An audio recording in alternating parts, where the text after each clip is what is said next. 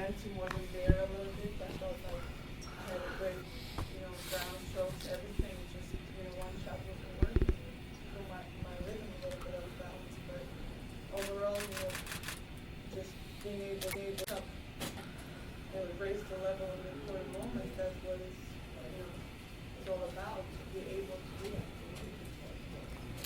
that. Vika, stepping really quickly away from tennis, you quoted the Pointer Sisters twice now today. I'm so excited, and you danced to Marvin Gaye, so I just wanted to ask you, you have sort of a special window into Motown, in a way, with the Gordy family, and I just wanted to ask you about that whole experience of discovering classic R&B. I mentioned that learning about the history of music, because I knew those artists, I had listened to the songs, didn't really know it that well, but to learn the history of how it was made, how it came across, how much of a difference it made in the world, that was, something incredible and so fantastic to see by the play and learning, through Mr. Gordy and that book. It's been incredible. So I'm really honored to be in that position.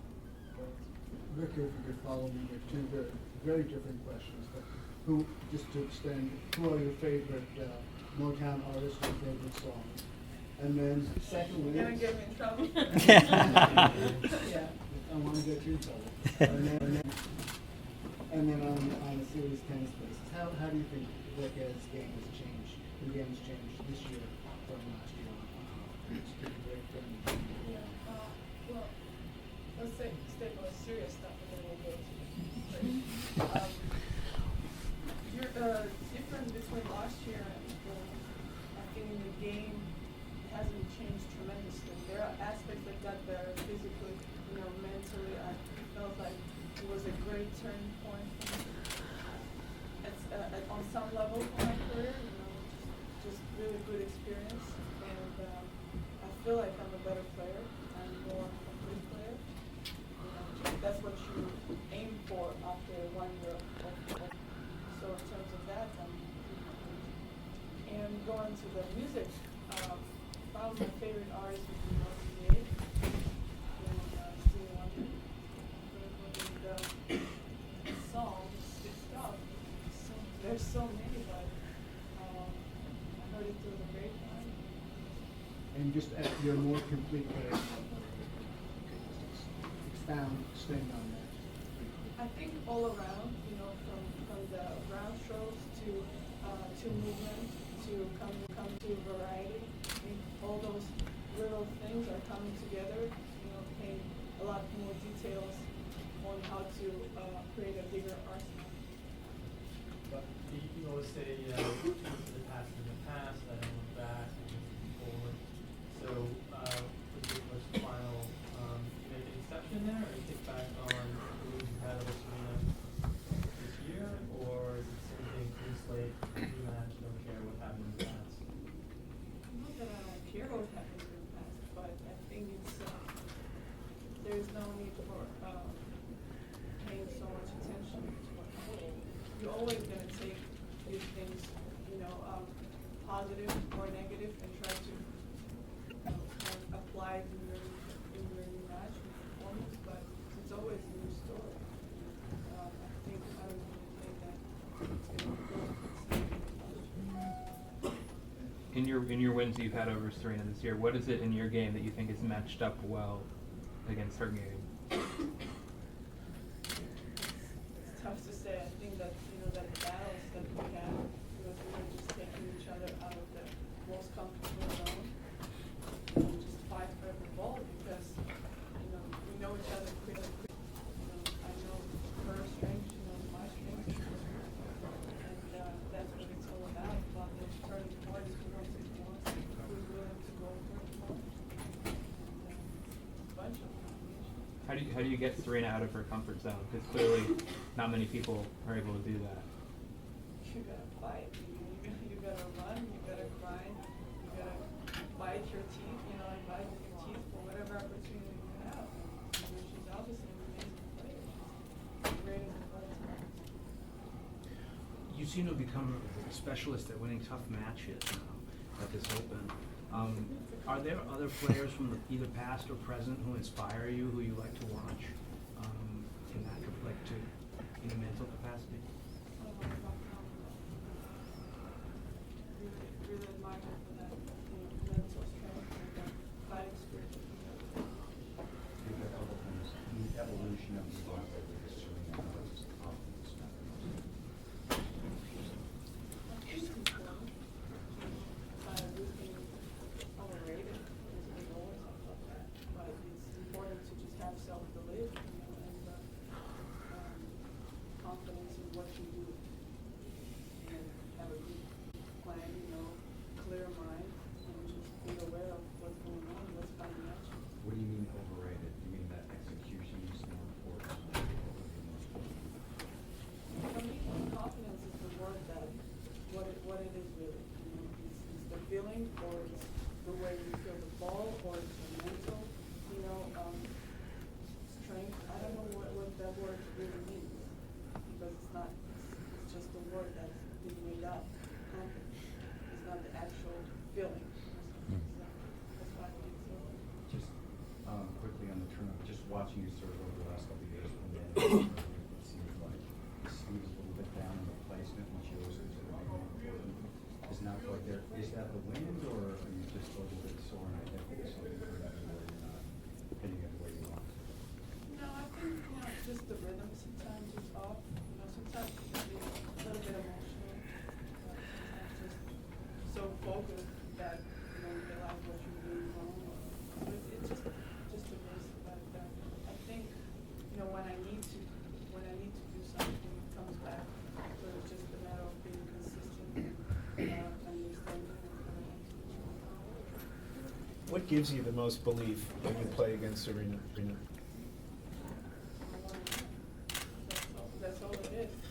I don't think of who I'm playing. I just want to. You've had success against her 2 out of the last 3 times. What do you think is the common denominator?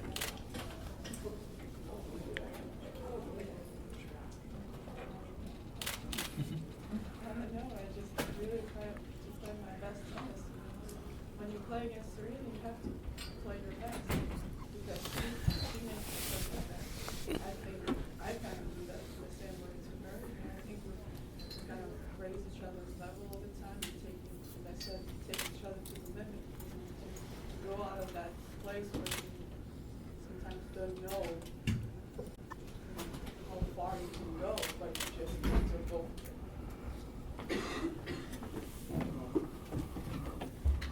Can I ask you again about the Nate and the match of today? She lost 8 times the serve out of 9, and you made 4 doubles in the first 2 games. It was tension, pressure, the wind.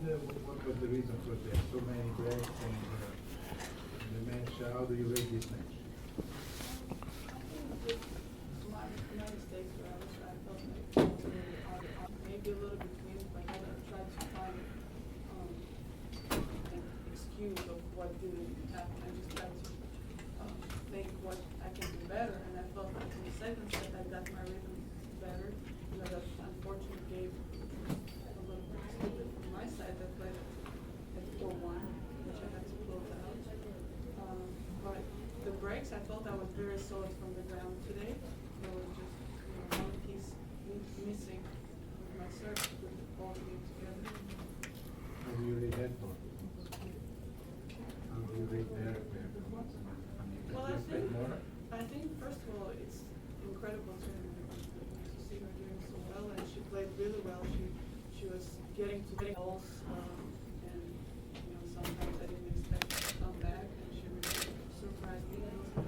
So she was really solid. I just felt that I was able to play better and execute better in the important moments, and really take my chances. Speaking, you've been playing so beautifully, so powerfully, but it's my sense that fans are still trying to get to know you, even though you've been on the court for a while. The other day we spoke about the X Factor and all that. So what's the X Factor in your life? What tell fans about what they don't know about you? Well, I think my personality comes out across a little bit more. I don't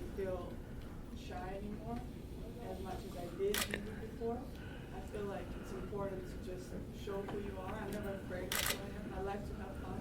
I like to joke around, and I'm trying to be a little bit of a comedian sometimes.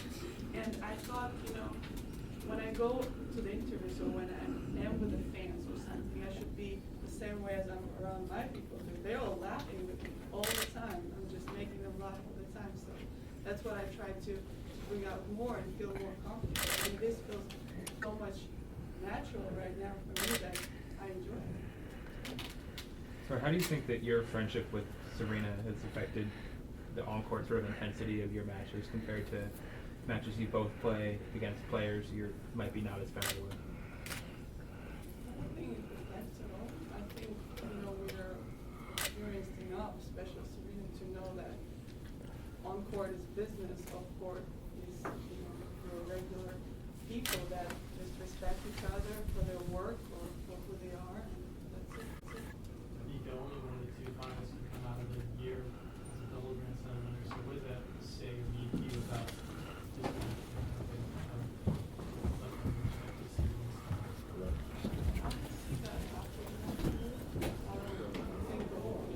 This match to reflect on my year is what it is, because it is a great opportunity. That's what I was working on this 2 weeks for, to be able to have that opportunity. So right now it's all about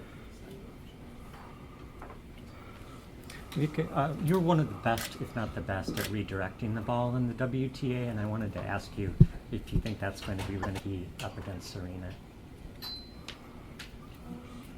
I don't know. I mean, I think it's just important to really take my chances because she's a player who doesn't give you anything and she's really, really powerful. So it's important to try to find a way to be dictating yourself.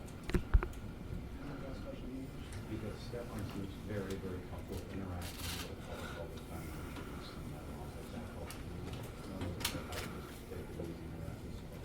Oh, definitely. It helped me so much with that because it's, as I always thought, it's a learning experience how to interact with people, to see their perspective and how you take on things. And he helped me tremendously with that. And just to open up and be who I am more, because he knows me more than the public for sure because we're around each other so much. So he just told me, bring out what you show in front of your team, and how you are around your people. That's what I'm trying to do. Yes, got me to sing. Singing in public. I do sing in public actually. I do dance in public. I was just the other day, was that 2 nights ago? We were dancing in the garden here. Yes, I'm quarterly. I do, I love that. So if you win the title and maybe sing on court, Let's just wait. You heard it through the grapevine. Yeah. Thank you.